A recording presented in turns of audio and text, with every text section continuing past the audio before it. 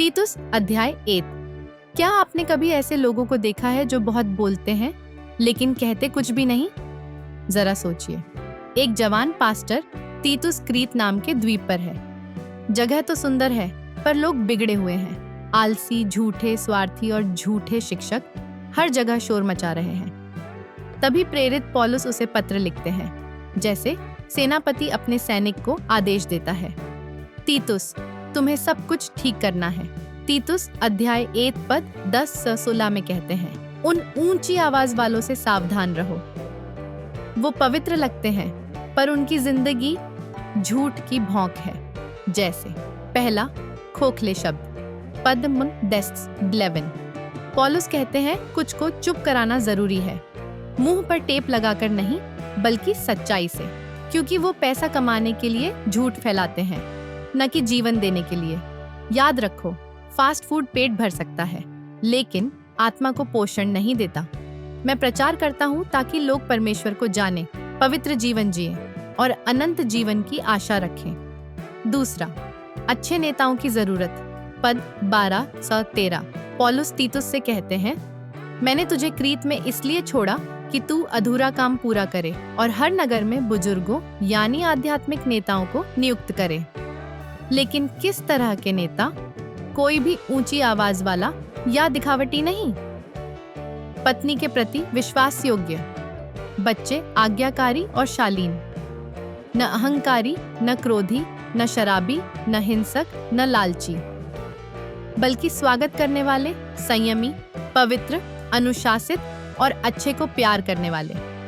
आसान शब्दों में, कलीसिया को भेड़िए नहीं, चरवाहों की जरूरत है। ऐसे नेता चाहिए जो झुंड की रक्षा करें, न कि उसका फायदा उठाएं। तीसरा, शुद्ध बनाम भ्रष्ट, पद 27। जो शुद्ध है उनके लिए सब शुद्ध है, लेकिन जो भ्रष्ट है उनके लिए कुछ भी शुद्ध नहीं। दो लोग एक ही बाइबल की आयत पढ़ते हैं, एक को परमेश्वर का प्रेम दिखता है, दूसरा उसे पैसों के लिए तोड़ मरोड़ देता है। समस्या आयत में नहीं है, समस्या दिल में है। चौथा, शब्द बनाम कर्म, पद 16। प्रिय, वो कहते हैं कि हम परमेश्वर को जानते हैं लेकिन अपने कर्मों से उसे नकारते हैं। दोस्तों, विश्वास सिर्फ मुंह से नहीं बल्कि जीवन से साबित होता है। तीतुस अध्याय 8 के 10-16 हमें याद दिलाता है, भौंकने वाली आवाजों का पीछा मत करो, चरवाहे का अनुसरण करो। सच्चा विश्वास बोलता नहीं बल्कि यीशु के साथ चलता है। पौलुस कहते हैं, मैं परमेश्वर का दास हूँ, यीशु मसीह का प्रेरित हूँ। मेरा काम क्या है? परमेश्वर के लोगों के विश्वास को बढ़ाना, उन्हें सच्चाई सिखाना जो पवित्र जीवन की ओर ले जाती है। यही सच्चाई हमें अनंत जीवन की आशा देती है। परमेश्वर जो कभी झूठ नहीं बोलता, जिसने समय से पहले ही वचन दिया।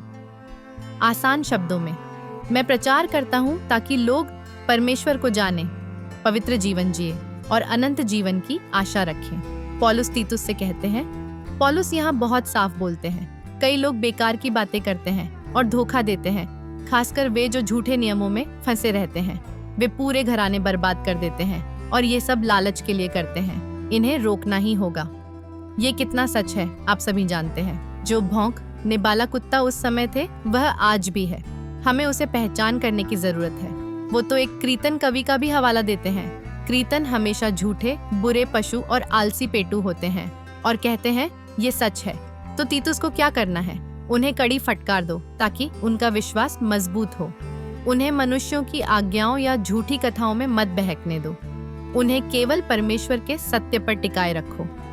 आखिरी सच, जो शुद्ध है उनके लिए सब कुछ शुद्ध है, मगर जिनका मन और विवेक भ्रष्ट है उनके लिए कुछ भी शुद्ध नहीं। वे कहते हैं कि वे परमेश्वर को जानते हैं लेकिन अपने कर्मों से उसे नकारते हैं। ऐसे लोग निकम्मे और किसी अच्छे काम के लायक नहीं।